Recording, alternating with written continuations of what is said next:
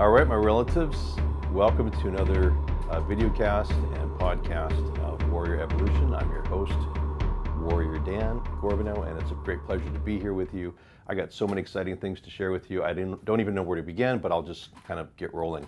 I just came back from a really amazing weekend, the NLP training from Empowerment Inc.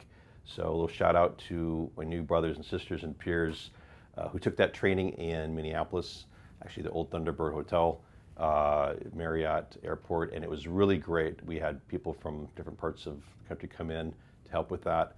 And I just learned a lot of really interesting skills. I'd heard about this stuff, kind of studied some of this with Tony Robbins and been aware of this sort of the neuro-linguistic programming and what that's about. I think we'll have to do a whole podcast just on that. So I'll save the juicy parts of that, but just as a result of that though, I'm just buzzing. I have a lot of energy. Did some healings and clearings personally with that, and just in the container of people, just a lot of good things happen. So that's pretty exciting. Another training coming up is the shadow work training with David Carr. We just had him on our last podcast, and he's going to be leading that training as well, coming up a bit later in November. So I think we're going to get David back into the studio here to talk about that training. So that's coming up. Really excited about that. That's all about facilitating deeper work. You know, the shadow, trauma, all that stuff in there. And there's a lot of good information that he brings. He's arguably one of the best people in the country to talk about this and share that. So really neat to work with him on that. I also just got off the phone today with Walton Stanley from the Minnesota Men's Conference. They just had their fall retreat a few weeks back. And he's going to be our master storyteller coming up here at the Sacred Heart Warrior. It's our new campus for sober, clean men in recovery. And we're creating a really neat night on November 2nd. That's this coming up Tuesday. We're going to be doing ancestor celebration and a fireside and a fireside storytelling with that. And Walton, who's a great storyteller, is bringing his magic and wisdom into sharing a traditional story and how that invokes myth, meaning, connecting to the season of Halloween and Samhain, Day of the Dead. And that's really the topic of today too. But it's really neat that we're going to be having him join us to present that. And what's neat about this stuff is how so many traditions come together when we do this. The idea for having this celebration coming up is to take a look and a deeper dive in how we honor the season. Halloween has its own flavor and appeal, different meanings for different people. Traditionally, it was a time of celebrating the departed and the spiritual force at work within our hearts, within nature, and how this time of transition and change is also a great opportunity to connect to that energy. And the idea of gathering people around the fire is to share stories and talk about what's important to us and the changes that we're going through. And for some of us, it's about loss and honoring people who have died, who people we've let go in our life for different reasons. And in a ceremonial context, we'll have an ancestor shrine there. People can put a picture of a loved one or keepsake item on that table. It's meant to be light and lighthearted and fun, not a religious or deeply ritualistic process, but really about celebrating and connecting to the energy of the season. So that's coming up, and just a lot of really neat things happening. I guess I just found out, or just put it together, that is actually election night. So let me put it this way: go vote, and then come to the fire and maybe put some prayers down for how you voted. Look at it that way, or come and connect to get support for what's important for you. That'd be a way to think about it. If you want to find out more information about that, you can go to our website, www.sevenfeathers, plural, society.com. So sevenfeathersociety.org. We're also doing, I got to mention this, we just received an anonymous donor. He's actually a client of mine who's been following the work that we're doing at the Sacred Heart Warrior Men's Campus. He's generously offered a $5,000 matching grant running through the end of November.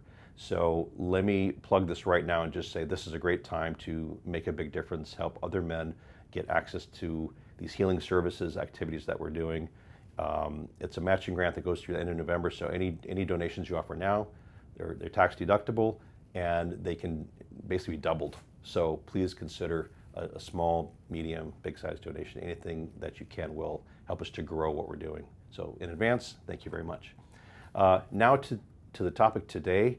I was feeling inspired about the season. It's one of the things I do a lot with the men in residential treatment and guys I work with, is using nature as a way to focus on internal activity. So we say, as above, so below, or as it is out there, so it is within here. And that's one of the traditional and ancient healing methods, is to connect to nature. And so we see that nature is a process of change, growth, decay, loss, rebirth, and likewise that's true in our lives as well.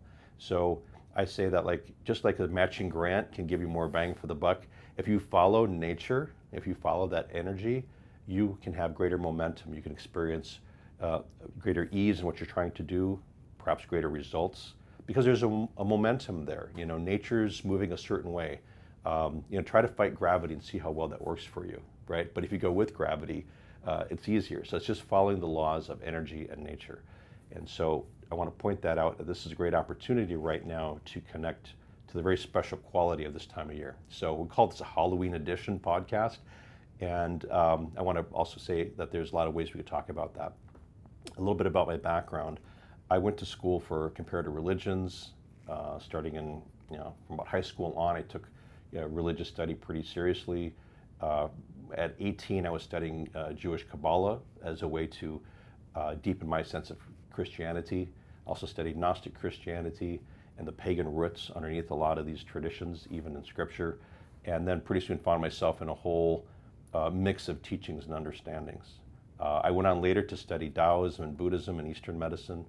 And before I was even done with that, graduating from traditional Chinese medical college, I was then inducted into the Red Road of Native American spirituality, following Ojibwe, Cree, and Dakota traditions as a Skabewish, as a helper. So I've really learned quite a bit over the course of time about different religious traditions, ceremony, ritual, spirituality, lots of ways that we could talk about this, and things I've learned. I guess what I want to say about it is I'm putting what I know into this discussion. It's not so much a particular tradition, but it's really my understanding and my distillation. So if it's useful to you and you can use this stuff, great. If it's weird or different, or you happen to know more about anything I'm talking about, that's great. Please add to the conversation. I'm not saying I know everything and know it all, but I do find that the ways that this sort of knowledge has come to me and how I present it to men in recovery, men who are on a path of healing, they found it pretty useful. So that's what I want to share with you today. So let's just get started.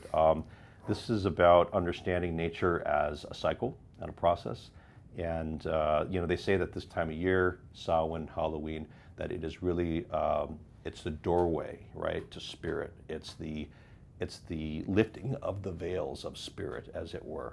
Like there's a certain special quality to this time because the doorway to the spiritual world is open. We have greater access to that world. And one of the ways that shows up is all this interest in, I don't know what to call it, spookology, right? I mean, it's all this stuff around, the undead and witches and the archetypal energies that come through that, and you see it expressed in Halloween as these costumes and all the different fantasy and heroic motifs that kids wear, and archetypal energies, king, princess, warrior, superheroes, and also all the traditional spooks, ghost, witch, goblin, things like that. So there's a sense or a memory, even today, that this is a special time that has to do with those deep energies. And it's not too far of a stretch to consider then that this is actually like mythic energy. This is myth and deep psychology actually at work here. And there is a particular quality in why things sort of play out the way that they do. I mean, for example, kids trick-or-treating, you can see it as a holiday sort of fun activity, but it has a deeper psychological or even sort of biopsychosocial meaning. And why is that important? And why did culture remember this, to do this, in regards to these deeper energies that are at work? So my simple explanation of this to consider is that, based on understanding of European paganism, that particularly children going around and asking for a treat is a very old custom. And it's not just Halloween, there's other times of year that this was done. And the idea is, a trick or a treat. Well, the trick is that the thing that comes to scare you, um, like you want to give it something, right? So that energy that's showing up right now, you give it something, you kind of give it a payment so that it goes away. So that's the trick. Instead of this energy that's under the ground or under the surface or stored in your psyche or in your family or in your society, this energy that's floating around in there that's maybe unresolved or underacknowledged, it kind of shows up and knocks on your door and says, hey, here I am, give me something. And when you give it that payment, that little sugar, that energy, you are giving it a chance to sort of be satisfied. And it can go back to sleep and go back to the ground. Put the undead back in the ground. Put the goblin or the ghoul, instead of scaring you, it's more of a way of playing with it and giving it a payment so it kind of moves on. And of course, the other trick is that you can scare it too. You can set up your house as a big scary thing so that the goblin comes up to scare you, but it gets scared and runs away. So there's just kind of playing with that fun energy. So that's one level of seeing it. And there's a sense that you should make that payment. In certain European customs, as I understand it, that if when the children come around to request something, that you should make sure that you make that payment. And it's of course sort of considered bad luck if you didn't. Like I'm thinking of I can't remember the name of it now, but there's the Welsh horse that goes around the Marilyn. I'm not saying it right. Anyway, so it's similar, right? So it's good to pay attention to this stuff because ultimately we want to make sure that we are in relationship to these energies that are showing up. And I want to say a little bit more about that now. So I'm going to draw a diagram. And I usually draw this on the board for the guys to see. We'll talk about that. So if we just see nature as a cycle, and I'm not going to get into all the details right now, but just sort of present it as a clock or calendar, as a circle. And we would have the solstice up here. So we've got the winter solstice up on top. And of course, opposite that, we would have the summer solstice. And then, of course, on the different sides here, then you end up with the fall equinox and then the spring equinox here. Okay. So on a grand scale, on an annual cycle, this whole idea is that this is a calendar of the way light or energy moves through the universe. Especially it moves through our society, moves through us. And winter solstice is important because it's the end of the old cycle. It's the darkest night of the year. It's when the light is furthest away, as it were, in proportion to our experience. So right as it gets the darkest, at that exact moment, the very next moment, the light is starting to return. That is considered in the ancient world the solar year. It's the birth of the new year. In the Christian tradition, you can see that it's picked up as, the birth of Christ, right? And he's born in a manger in the wilderness, right? Sort of under pressure, right? And there's this idea that it's the darkest time and the new light is born. That solar light, that Christ-like light or that Buddha-like light, that whatever that powerful light that comes in is having a rebirth. And it's also the solar light. So the solar light's beginning to return. Of course, it happens mostly in the dark because it's the middle of winter. And then in spring, there's a rebirth, right? So that's the equinox, when the light is balanced between light and dark, and the days and nights are balanced again. That's the equinox. But then, of course, the light is growing and growing, and the days get longer, the nights get shorter until you reach summer solstice, and that's the peak of the light energy, really the opposite.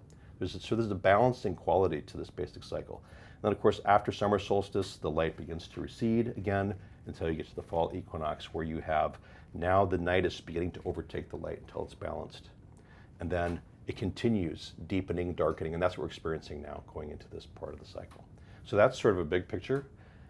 These were all celebrated or recognized on traditional calendars by our ancestors because it has a lot to do with the planting cycle, the agricultural cycle, and following star knowledge, following cues in nature. Human activity was often shaped by this. For the practical purposes of today, we can say, well, we don't necessarily live in an agriculturally governed society in the same way because we're not connected to nature that way, but those forces are still operating in us. They're still operating in our psychology. They're still operating in our energy, our attitudes. So I'm just going to point then, we got these cross-quarter points become especially important. And as you go around the cycle, each one pertains to a different strategic part of this birth cycle and growth, coming into maturity, and then decline, finally into death, and completion. And then, of course, rebirth. Then this is just the cycles of nature, the cycles of life, the cycles of energy. So each one of these is, I'm going to write, it's just sort of a traditional way of seeing it, in bulk or in the belly, or ewe's milk is it's like February 1. And then over here, we have after the March 21st, we're coming into the beginning of the summer, May 1st or Beltane. And then, of course, summer solstice, moving into here. These are all approximate. I just do it the first because it's just makes it simpler. Lugnost, or Lugnasit, different ways of spelling that or saying that. And that Lu, is the sun. It's the old Celtic sun hero or god. And this is the first fruit, first harvest in here. Fall equinox in September. And now here we are coming up to this important one. You got October 31st, November 1st, the second right in here. We call this Samhain. And this is the time that we're in right now. So each one of these is a strategic marker on this calendar of energy. And what I found is that if you track your personal process with this map, you can get greater momentum, insight, and energy regards to what you're doing. So how do we think about this time of year regards to what we're doing? Well, the whole calendar is about a cycle of light, life, energy. And another way you could see it as, on one hand, it's a big nature, but it's also how it applies to anything that we're trying to do. So let's say you set out on a project. Whenever it was on the calendar is not important. The fact is you started something, you got initiated down a certain path. You made a choice and you started putting energy into something. Okay, that's the birth, right? And you did it in the middle of something else, It's not quite awake yet. It's somewhere in the dark, It's like a vision, an impulse. You have like a desire to do something. And slowly that gets born in you until you kind of here you're doing some house cleaning, you're doing preparation. This is celebrated as St. Bridget's feast and that's really about preparing the barn, preparing the home, house cleaning, and burning away some of the old stuff so you can make ready for your new things. That's how you get organized around a new concept. You start clearing your desk out so you can make room for the new project, right? And then you come over here in spring. This is really about manifesting. This is like, okay, you're launching, you're taking the initiative and you're trying to birth something. It's when you start talking about what you're doing more, start taking action on it. So you're beginning to go from vision and impulse into action. You're actually creating something now. And then this is all about, in this solar male cycle of growth at this time of year, spring into summer, is all about maturing and developing your ideas, taking more action, getting it out into the world, right? It's been born from you out and it goes out into the world. So whereas this here, this in the belly time is about things being submerged and coming out, this is really about expression. So you're creating what you want, right? And you're moving forward, and then you have this first fire in here, which is burning away any residual from the old to create new life, really honoring what you're doing, proclaiming what you're doing, and this is reaching sort of a peak. This could be like first success in a project or just getting some ground going. And of course, what's happening agriculturally by sort of analogy is the things that you planted here are starting to mature. You're seeing the plants grow. You're seeing the beginnings of the fruit starting to appear, right? So then you have this full growth cycle. And in nature it's full on. Everything's green, everything's alive. So the young male energy, which is born out of the Mother Earth here, becomes full green. We call that the green man, right? The green man was acknowledged in European custom and folklore as that full expression of the life force or the light force in nature going through life and manifesting. But his job, of course, is only to provide, he's food. Those crops, that barley, those energies that have been grown and sown are to be food and harvested at some point. So then we have this celebration here with Lug, and we're celebrating, but he's also going to get cut down. His destiny is to be food and fodder for life. So you have this idea of this mature masculine energy, and his job is to provide for others. And then one of the ways he does it energetically is to offer himself up. So it's like a heroic sacrifice of that energy. He's going to be food for whatever it is we're trying to do. Then you get into the fall period here, and this is moving into the feminine energy of the year. This is about decline. So the masculine is in retreat, the feminine is coming in. One way to draw this out, kind of using a yin-yang concept, would be like, you know, this is sort of like the feminine time of year. It's the masculine. We got the young, maturing, you know, male, and that male energy is going into like harvest. We're going to harvest time. So here's harvest. This is planting over here. We say planting seeds, planting ideas. It's really the same thing, right? So you planted the seeds. You got this growth and development here. Now it's harvest time. And this rise of the feminine energy is also the receptive time. You know, we're going into thoughts and actions, into feeling and being. So that's the neat part about what this time of year has to offer. It's like we're going to this time when, you know, this is the moment of harvest. This is the moment of getting it right. And the question for personal growth or creative process is, what are you harvesting right now? Are you getting what you need out of this time? And there's two things. There's kind of what you're gaining and the fruits of what you're gaining, but there's also, very importantly, a letting go. You know, it's a releasing, because all this life force and energy, in order to be harvested, you have to also let go of it. You know, you're pruning, you're cutting it away. So the darkening part of this year is also associated with loss and grief and ancestors. So putting it back to this idea of this doorway here that's open, is open to the other world, because this life force which has been generating is going through. You know, everything that's been harvested is about to go through that door, to be recomposted, to be utilized somehow. And what can happen is, if we don't let go of what we need to, then whatever is unpurified, unreleased in here can go underground when we go through winter. And the risk is winter, which should represent energetically completion, can instead, it's completion for all the things that we've consciously come to deal with, but anything we've unconsciously not been dealing with, and we sort of let it go, it can just sort of hibernate instead. And you know what happens to a bear when it hibernates, right? It hibernates, instead of resolving anything, it hibernates through the winter cycle. And of course, you know what's going to happen in spring, it's going to awaken again.